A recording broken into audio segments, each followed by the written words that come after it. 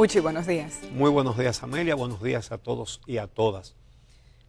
Es de extrema gravedad este caso de la magistrada Miriam Germán. De extrema gravedad. Porque se ve cómo se estructura una cantidad de recursos y operativos para sacarla. Esto tiene la mayor gravedad. No para ella, para cada ciudadano de este país que aspira a una justicia, que aspira a que haya justicia. Y no lo que tenemos. Y no esto que tenemos. Fíjense bien. Ayer surgió la denuncia que la hizo el comunicador Dani Alcántara de que a ella le había intervenido el teléfono diciendo que era una intervención a un narcotraficante. Ayer, en una rueda de prensa en la Procuraduría General de la República, el inspector general de la Procuraduría, el magistrado Bolívar Sánchez, dio una explicación. La explicación tiene coherencia en muchas cosas, pero faltaron cosas que o no se la preguntaron o a él no se le ocurrió decirla. Y hay una circunstancia que no están en lo que él dijo, pero que vienen al caso. Lo primero es que él explicó, porque él es el que dirige esos trabajos de hacer la solicitud a los jueces para las intervenciones telefónicas, etcétera, que dieron con el teléfono de la magistrada Miriam Germán sin saber que era de ella y dio una explicación. Él dijo que ellos estaban investigando a un señor que tenía doble identidad, una real y una falsa. Tenía una cédula como Richard Miguel Gloss Ovalles y otra como Richard Molina Ovalles. Y ese señor fue mencionado por la magistrada Miriam Germán cuando el procurador la estaba cuestionando en el Consejo de la Magistratura por los bienes que ella tiene, que ha venido a saberse que son bienes muy modestos, que ojalá cada funcionario pueda mostrar lo que tiene y justificarlo como ella lo justifica. Pero el caso es que ella lo mencionó porque cuando respondía sobre una casa que tiene en un campo de Ocoa, entonces, ¿qué es eso? Eso es cuando se suicidó el hombre.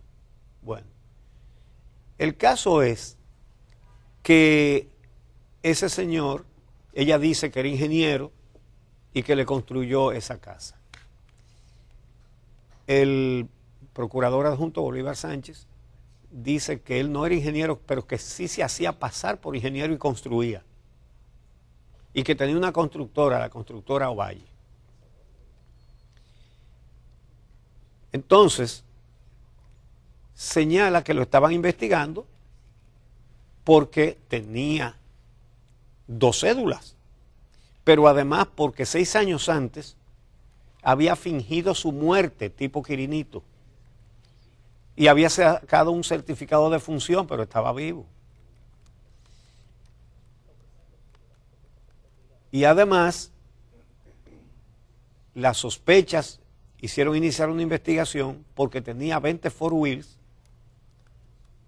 en un campo, en una finca, donde también tenía animales exóticos. Y que eso da un perfil, y ciertamente es así, de un narcotraficante. Entonces lo estaba investigando. Él no dijo que ese hombre metió tantos kilos de cocaína por Samaná o por Barahona. No, no. Pero ciertamente es un perfil bastante sospechoso. Porque quería fingir su muerte y porque quería tener dos identidades. Bien, entonces él dice que obtiene una orden para intervenirle el teléfono y que entre las llamadas entrantes y salientes encuentran varios números, entre los cuales estaba el número de la magistrada, que ellos no se dieron cuenta de que era el teléfono de ella, y que cuando averiguaron de quién era, le sale la magistrada y que decidieron no intervenirlo. Bueno, bien. Entonces, ese hombre que fingió su muerte 6 años antes, después se la proporcionó él mismo. Él se suicidó. Entonces, hay una pregunta que ninguno de los periodistas presentes le hizo, y eso no es nada malo, porque cuando te están dando tantos datos y entre tanta gente preguntando, muchas cosas se escapan. ¿Qué fue lo que sucedió?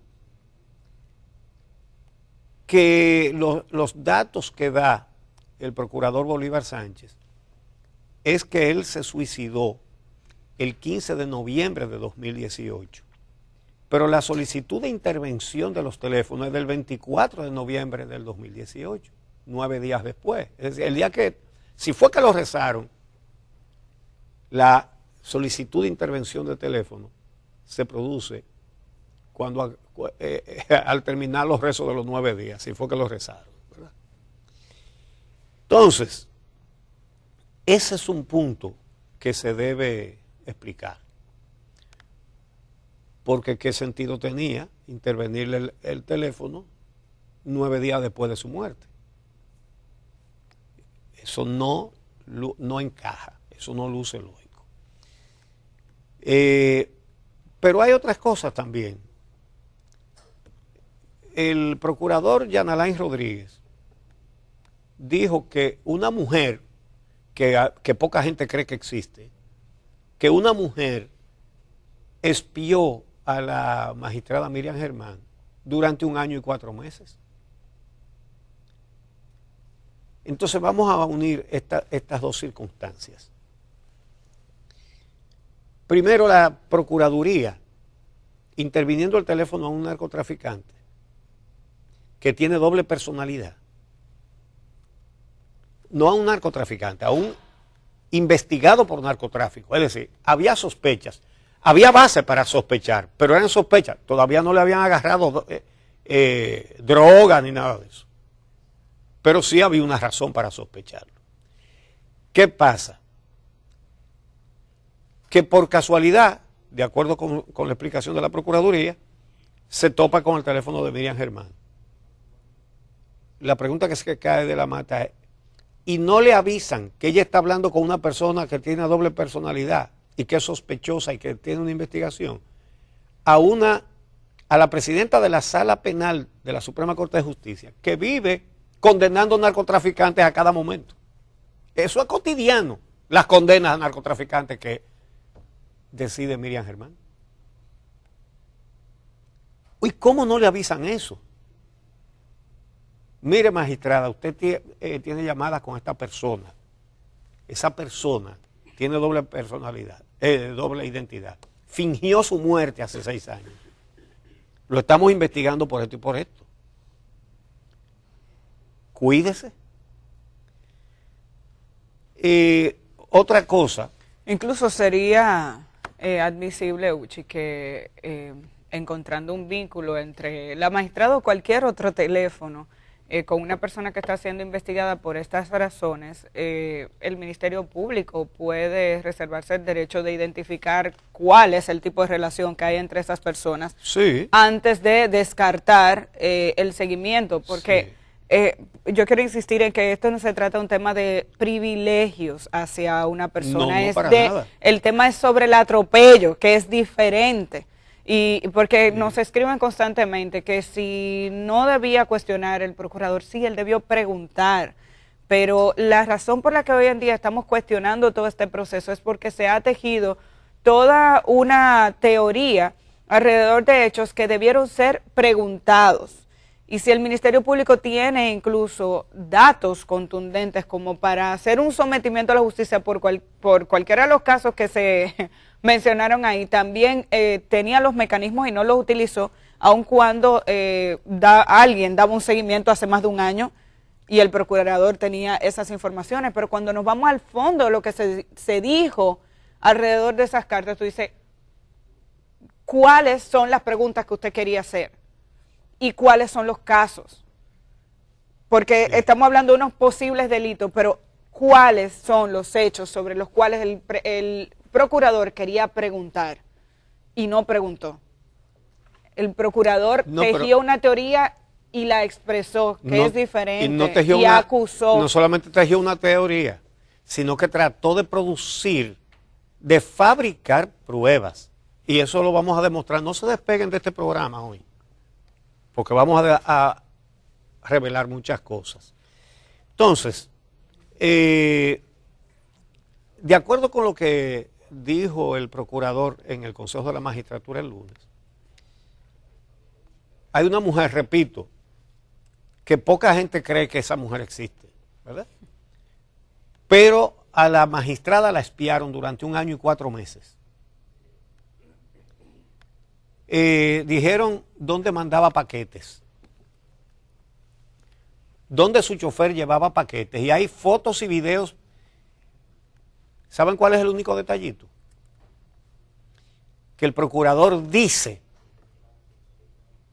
el lunes en el Consejo de la Magistratura que esos paquetes ya se los enviaba a la oficina del abogado de Conrad Pitaluga, uno de los imputados del caso Odebrecht. Y resulta que esa es la oficina del jurista Cristóbal Rodríguez. Y Guillermo Sterling. Y Guillermo Sterling, que es uno de los invitados hoy aquí, junto con Francisco Álvarez. Le hemos pedido que traiga lo que contenían esos paquetes, porque él era uno de los destinatarios de los paquetes. Y en esa oficina no trabaja el abogado Santiago Rodríguez, que es el abogado de Conrad Pitaluga. Es decir, le toman fotos a su chofer llevando paquetes a una oficina de abogados, y eso es verdad que llevaron paquetes a una oficina de abogados, pero no es la del abogado que dice el procurador, eso se lo inventaron. Ahora decimos que esos paquetes son al abogado de uno de los imputados. Eso es falso. Aquí ustedes van a escuchar a el doctor Sterling, destinatario de algunos de los paquetes, porque el otro destinatario era Cristóbal Rodríguez, que no está hoy aquí con nosotros porque está fuera del país, pero que se puso a nuestra disposición. Y dijo que trae los libros que ella le mandaba y CD de música, cosa que era un hábito, o es un hábito en la magistrada, porque varios abogados han dicho, pero ella me manda libros. Le gusta mucho la literatura y otros temas, y los temas también de derecho. Entonces, fíjense cómo se fabrica un maco, como dice la gente. Es cierto que era el vehículo de ella, es cierto que era el chofer de ella, y es cierto que eran paquetes enviados por ella, pero no era la persona que dice el procurador que se lo llevaban. Esa es la oficina de Cristóbal Rodríguez y del doctor Sterling, no de Santiago Rodríguez.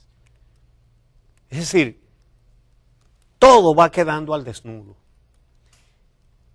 Pero la pregunta es, si las cosas fueron así como las explicó ayer el magistrado Bolívar Sánchez, que tiene mucho tiempo en la Procuraduría, ha trabajado con todos los procuradores. Es el inspector. Es el inspector general y en el ámbito del derecho se le reconoce mucha capacidad, ¿verdad? Entonces, ha participado también en juicios importantes, por ejemplo, Bahía de las Águilas. Entonces, la solicitud para investigar esos teléfonos, entre los cuales estaba el de la magistrada Miriam Germán, dice que es una investigación a un sujeto con las iniciales BNI, pero esas iniciales no coinciden con los nombres de las dos personalidades que tiene ese señor que se suicidó, porque su primer nombre, yo no sé cuál de los dos es el auténtico y cuál es el falso, pero se parecen los nombres, y Bolívar Sánchez explicó por qué cuando sacan otra cédula ponen un nombre diferente pero parecido. Entonces, en uno se llama Richard Miguel Glos Ovalles, RMGO, no BMI. Y en el otro se llama Richard Molina Ovalles, RMO, no BMI. Entonces, eso es una... Sabrá Dios a qué se debe esa incongruencia, pero es un detalle. Ahora, vamos a hablar del juez que la denuncia. El doctor Jean Alain Rodríguez, Procurador General de la República, dijo el lunes, lo vio todo el país, que él iba a leer 3 cartas donde se le hacían imputaciones a la magistrada Germán Brito. De 2 cartas, dijo que él no iba a decir quiénes la mandaban. Y la otra, que era de un juez. Bueno, ya aquí hemos comentado cómo él violó la ley del Consejo Nacional de la Magistratura y muy específicamente en el reglamento para hacer las evaluaciones de los jueces, que dice muy claramente que no se podrán aceptar objeciones de personas anónimas, que hay que dar todos los datos del que manda una objeción. En un periodo establecido. Como es lógico, pero además en un periodo que había pasado hace rato. Por eso ayer dijimos que solamente hay 2 posibilidades. Una, el procurador intencionalmente violó la ley. Intencionalmente. Sabía que estaba violando la ley para tratar de destruir la reputación de esa juez. Si no fue así, la única otra posibilidad es que no conoce la ley. El Procurador General de la República, miembro del Consejo Nacional de la Magistratura, no conoce los reglamentos para él hacer eso. Pero lo que es peor, ese mismo criterio hay que aplicárselo al presidente de la República, que es presidente del Consejo Nacional de la Magistratura. O él sabía que el procurador estaba violando la ley y lo dejó que la violara, o no lo sabía, lo cual quizás es más grave, porque como presidente de la República y presidente del Consejo, él tiene que saberse los reglamentos que señala la ley para hacer eso que se hizo ahí. Y si no los conoce, eso es muy grave. Sobre todo tratándose de un caso de tanta importancia como es el nombramiento de los jueces de la Suprema Corte de Justicia. Y hubo una que sí se dio cuenta de que los estaban violando. Esa sí se sabía el reglamento, que fue Josefa Castillo, pero el presidente le interrumpió. Cuando ella trató de interrumpir, el presidente le interrumpió a ella. Y dijo, no, pero déjala que hable. Entonces, estas son cosas demasiado graves. Ahora vamos al juez que la acusa. El procurador leyó una carta del juez que dice que la magistrada Germán Brito habló con él para tratar de que favoreciera al narcotraficante Winston Rizik. Y dice que él dio una sentencia condenatoria. Entonces, ¿cuál es el problema? Si dio una sentencia condenatoria, es que no fue tan condenatoria. Él mismo admite que después de la sentencia que él le dio, lo llamaron de la embajada de los Estados Unidos y que llevara su pasaporte, que le tomaron las huellas dactilares y que le retiraron la visa. Vamos a ir viendo cómo es este denunciante, ¿verdad? Bien, lo que pasa es que en ese caso de Winston Rizik y su hermano Nelson Rizik, ellos primero habían sido condenados en Monte Plata, Winston Rizik a 10 años de prisión y su hermano Nelson a 5 como testaferro de Winston. Y esa sentencia fue objetada, fue recurrida. Se consideró suave, porque Winston Rizik encabeza una banda de narcotraficantes que ha sostenido una guerra con otra banda de narcotraficantes, la de Pascual Cabrera Ruiz. Esa guerra lleva varias bajas, hay varios muertos de lado y lado. Entonces son hechos muy graves. Y esa primera sentencia en la que no estaba el juez, déjame ver el nombre, José Gregorio Bautista Vargas, fue recurrida y entonces le tocó a él y a otros 2 jueces ese recurso. Y la condena fue un poquito más suave, 10 años a Winston Rizik y al hermano, en lugar de 5 años que le habían puesto antes, prisión suspendida, es decir, para la calle. Ok. ¿Qué sucede? Que cuando se produjo ya Winston Resit tenía 5 años preso. ¿Qué significa eso? Que se puede buscar su libertad, solicitando libertad condicional porque ya cumplió la mitad de la pena. Así que no fue tan severa la sanción, y por eso la Embajada de los Estados Unidos le quita la visa. Pero él sigue siendo juez. Ahora es suplente. Entonces, es después de esas circunstancias y de esos hechos que él dice que Miriam Germán habló con él para que él favoreciera a Winston Resit. ¿Qué es lo que esto quiere decir? Que él está diciendo que no fue por culpa de la sentencia complaciente, sino que fue porque se lo dijo Miriam Germán, que lo hizo. Y ese es el testimonio que usa el procurador para tratar de desacreditar a la magistrada Miriam Germán Brito. Pero además hay otra cosa. ¿Cuándo depositó el juez José Gregorio Bautista Vargas esa denuncia en el Consejo del Poder Judicial? Ayer miércoles. Lo cual extraña. ¿Y cuándo fue que el procurador usó una carta de él? El lunes pasado. Es decir, ni siquiera había depositado una denuncia. ¿Y qué era lo que tenía el procurador en la mano? No era una denuncia, era una carta que le manda a él al procurador. Oh, y el procurador coge eso de un tipo que lo que está tratando de resolver su problema y lo usa en una sesión del Consejo Nacional de la Magistratura. ¿Hasta dónde está rebajando a ese órgano responsable del nombramiento de los jueces de este país? Él coge una carta de un juez cuestionado para tratar de destruir la reputación de una juez que ha demostrado seriedad toda la vida.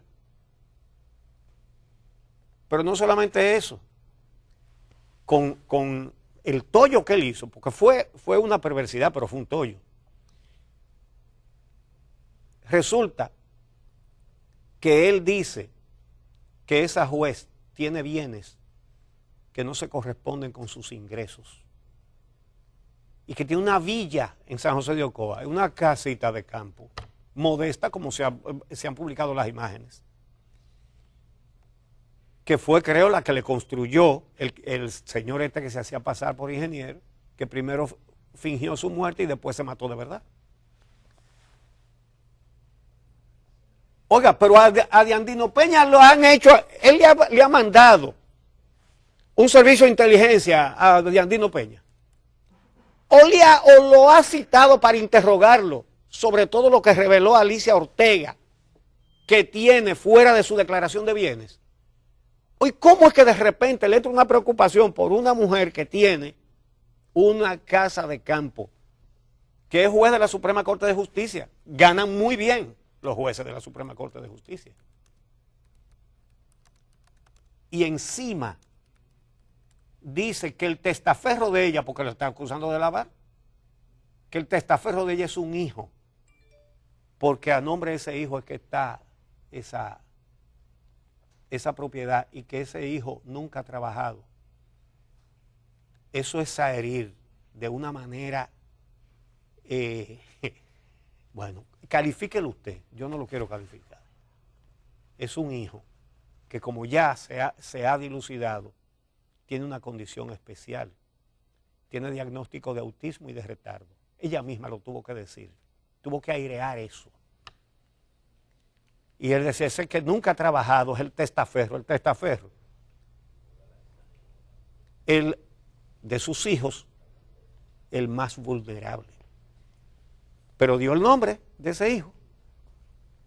Es decir, todo eso que tiene que sentarse frente a Miriam Germán en una sala de audiencia con acusaciones de narcotráfico y asesinato y de todas esas cosas, que es lo que ella maneja, saben cómo se llama ese hijo vulnerable. Y saben la dirección porque él dio todas las direcciones. Bueno, ayer se dio el número de teléfono también, yo me imagino que lo cambiará hoy. Esto es una cosa sucia de arriba a abajo. Y hay una coincidencia. Parecería haber una purga de mujeres honestas en la justicia. Porque el concurso amañado que se hizo para elegir nuevo fiscal y para sacar a Jenny Berenice Reynoso, a Luis Aliranzo, a Olga Diná, para poner incondicionales de él, como se está viendo, ¿verdad? Todo parece responder a una purga. Y miren, señores, cualquiera creía que la justicia no podía caer más bajo del lugar donde la colocó Leonel Fernández. Y tenemos que decir con pena que sí la han puesto más bajo. Sí la han puesto más bajo de lo que la puso Leonel Fernández. Estas cosas no se vieron cuando Leonel Fernández. Hacer un concurso amañado para el Ministerio Público. Para sacar a la gente honesta. Pero, ¿qué se puede decir de un gobierno o de una procuraduría que no puede trabajar con Jenny Berenice Reynoso, que le molesta? ¿Y por qué? ¿Y cómo es que se le lanzan todas esas imputaciones irresponsables a la magistrada Miriam Germán Brito? Y ahí estaban evaluándose los jueces que produjeron el no al lugar a Félix Bautista. Que el Ministerio Público de entonces demostró que habiendo ingresado a la administración pública, diciendo en una declaración de bienes, que todos los bienes que él poseía, lo que valían eran 547,000 pesos, y presentando, señores, una certificación de la superintendencia de banco que él había depositado más de 27,000 millones de pesos, dijeron no al lugar, esos estaban ahí, fueron evaluados. El procurador no los interrogó. Porque esos son los cómodos. Los cómodos son esos. Los fueron para Leonel Fernández. Y por eso Félix Bautista sale así, muerto de risa, haciendo la L. Ahí está la foto. Todo el mundo, eso circula por las redes, así. ¿Verdad? Oh, pero esos jueces no tienen problema. Todo lo contrario. Cuando uno de los, creo que Paliza, le preguntó por su militancia, que si él tenía militancia, que le dijo que no, que él había simpatizado hacía tiempo, y le dice, pero usted está en el padrón del PLD. Eso no es cuestión de que ya él se salió, ¿no? Él mintió porque él respondió que él había simpatizado porque él no había tenido militancia, y dijo, usted está en el padrón del PLD. Y entonces el presidente lo ayuda, le echó una manita. Le dijo, no, pero mire que esos padrones están desfasados, están viejos, no sean... Pero ¿estaba o no estaba? Es que todos esos jueces que no sufrieron cuestionamientos, esos jueces, ¿verdad?, salieron del Partido para la Justicia. El mismo Fran Soto dijo que él no militaba porque él, cuando lo nombraron juez, mandó una carta al partido diciendo que lo sacaran del padrón. Como si eso fuera una cuestión de desenchufarse de aquí, y me desenchufo del partido y me conecto en la justicia. Pero cuando le llega enfrente Víctor Díaz Rúa o Félix Bautista, parece que se enchufa otra vez en el partido. Entonces, de eso que estamos hablando, la justicia llegó al piso con Leonel Fernández, y ahora en el gobierno de Danilo Medina cae más abajo del piso. Eso es lo que está pasando aquí. Y parece ser un gobierno que no puede gobernar con jueces honestos ni con fiscales honestos.